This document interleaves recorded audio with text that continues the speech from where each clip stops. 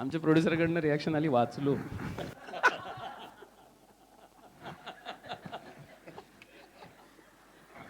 नाही पण ओव्हरऑल म्हणजे मी आत्तापर्यंत आज पण मी हैदराबादमध्ये शूटिंग करत होतो. मी आत्ता आलो आहे संध्याकाळी 6 नंतर. काल रात्री मी 9:30 वाजता हैदराबादमध्ये हाऊसफुल शो बघितला. हैदराबादमध्ये 650चं थिएटर, लय भारी हाऊसफुल होता हैदराबादमध्ये. फर्स्ट ऑफ ऑल आम्ही गेलो तर मला मॅनेजरला सांगावं लागलं, अहो मी दिग्दर्शक आहे हो चित्रपटाचा, अहो मला जरा तर माझ्याबरोबर शरद केळकर होते, म्हणजे शरद जो संग्रामचा रोल करतो, तर शरदला घेऊन गेलो होतो मी. तर शेवटी आम्हाला प्लॅस्टिकच्या खुर्च्या दिल्या थिएटरमध्ये बसायला मागे कुठेतरी बाल्कनीत. आणि तो रिस्पॉन्स बघून मला खरंच बिलीवच होईना की दुसऱ्या स्टेटमध्ये, हैदराबादसारख्या स्टेटमध्ये एवढ्या शिट्ट्या टाळ्या.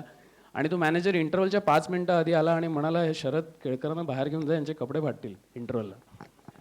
म्हणजे आय वॉज रिअली ओव्हरवेल्म्ड की असा रिस्पॉन्स दुसऱ्या स्टेटमध्ये, एक हाऊसफुल शो, 650चं थिएटर हैदराबादमध्ये. माझ्यासाठी खूप मोठा आय ओपनर होता तो, की जर आपण असा करेक्ट सिनेमा बनवला तर तो कुठपर्यंत जाऊ शकतो. फक्त थोडं ॲड करायसाठी, कारण आपण बाहेरच्या स्टेट्सबद्दल बोलतोय.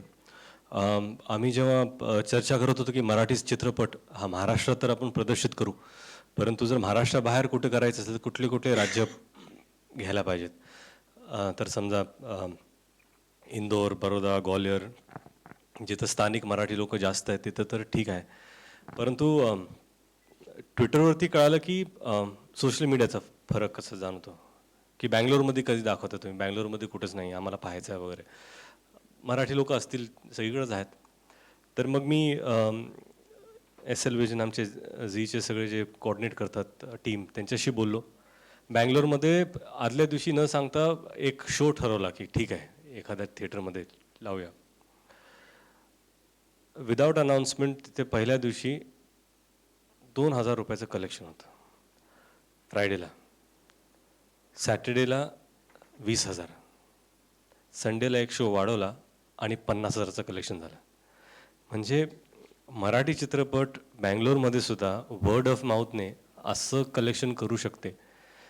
हे खरंच एक ट्रेंड जर सेट झाला तर ह्याच्यापुढे दुसरे जे मराठी चित्रपट येतील ते ह्याच्यापेक्षा जास्त म्हणजे टप्पा गाठू शकतात. ह्याच प्रयत्नात आम्ही सगळे आहोत की इंडस्ट्रीला कसं अजून मजबूत करता येईल आणि पुढे जाऊन ह्या प्लॅटफॉर्मचा फायदा, म्हणजे आता आम्हाला जो फायदा मिळतो तो बहुतेक बालक पालकमुळे, दुनियादारीने जो पुढे नेलात, नंतर TPने पुढे नेलात, तो त्याचा फायदा आता आम्हाला होतोय.